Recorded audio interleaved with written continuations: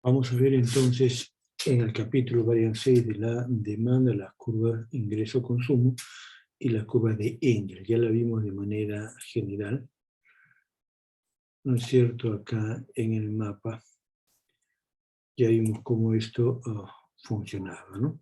De que estos eran entonces las curvas de Engel, es decir, cómo en la gráfica de la izquierda movíamos permanentemente el nivel del ingreso y desplazábamos en consecuencia la recta de presupuesto paralelamente a sí misma hasta encontrar cada vez un nuevo óptimo.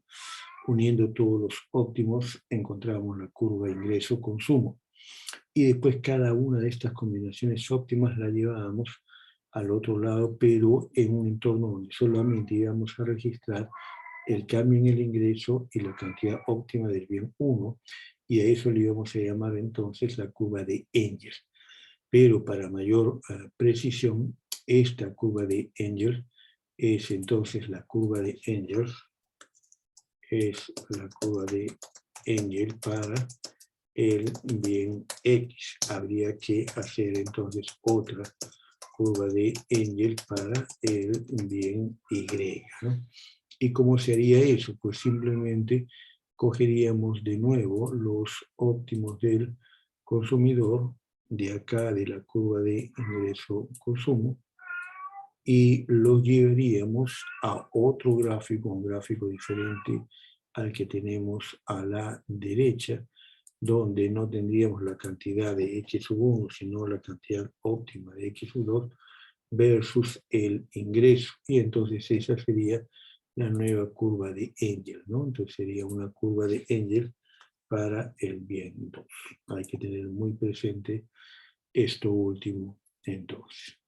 Muy bien, ¿y cómo sería la curva de Engel para otro tipo de bienes? Acá estamos hablando en términos generales, pero ¿qué ocurriría si hablamos de los bienes, por ejemplo, sustitutos perfectos? Vamos a pasar entonces a esa parte, a ese tema, ¿ok?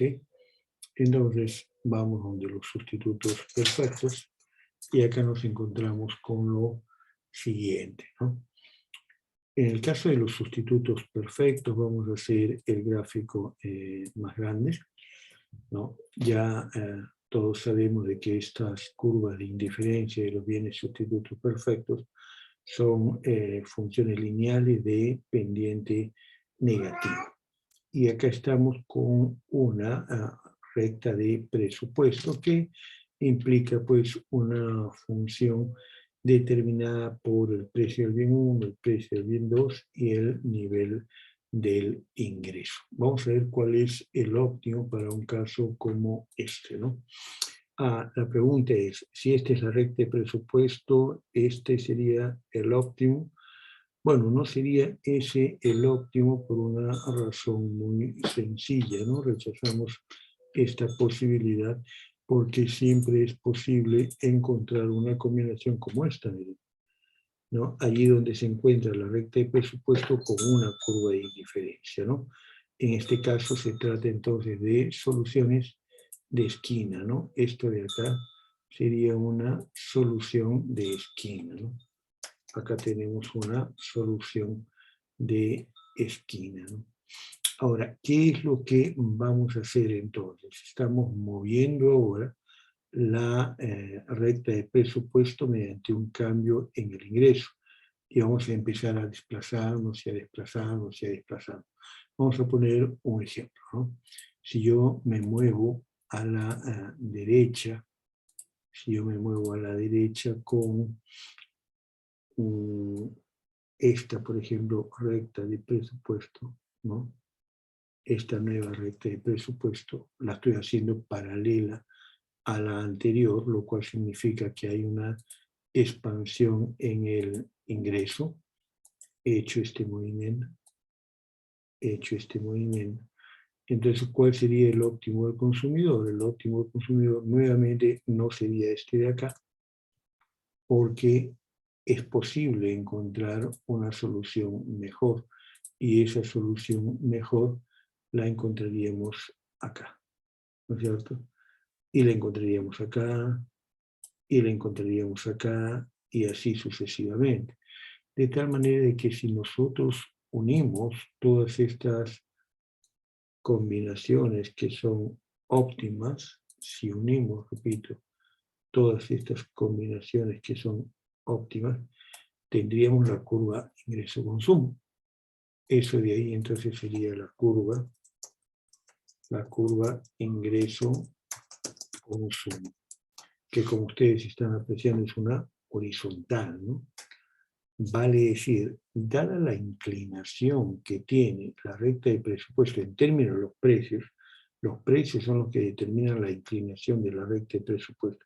Dada esa inclinación, no importa cuál sea el cambio en el ingreso, siempre vamos a optar por una combinación 0 para el bien en el eje vertical y todo va a ser para el eje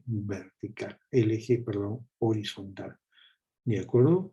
Como estamos señalando en la curva ingreso-consumo. En base a esa idea, entonces, ya se puede construir la curva de Engels, ¿no? Y la curva de Engels la tenemos acá, ¿no? Ahí está la curva de Engels, ¿no? Esta curva de Engels, ¿cómo se obtiene? Tomamos, ¿no?, los puntos óptimos, acá hay un punto óptimo, acá hay otro punto óptimo, acá hay otro punto óptimo, acá hay otro punto óptimo, es decir, x sub 1 sobre asterisco y más, y más, y más, y más, ¿no?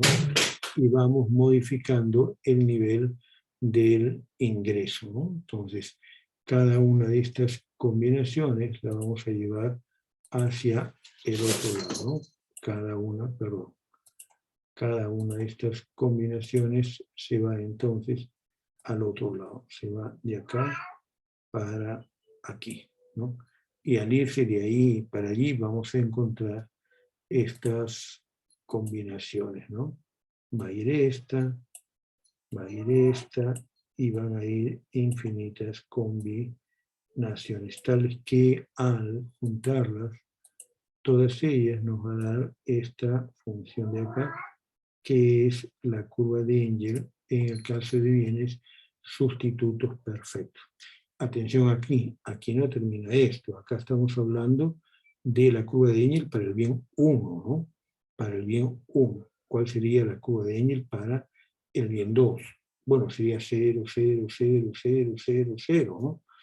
En consecuencia estaría en el eje horizontal. El tema que ustedes deben de trabajar. Pero hay más todavía. ¿Qué pasa si la pendiente de la recta de presupuesto cambiara? Es decir, si no nos encontráramos con una situación donde dado peso 1 y dado peso 2, y tratándose de bienes sustitutos perfectos, la solución es el óptimo solo en el bien 1. Podría ser solo en el bien 2, podría ser en cualquier combinación dentro de la recta de presupuesto. Y a eso lo sometemos a cambios en el ingreso. Es para que ustedes vayan analizando esas complicaciones. Aquí nos quedamos.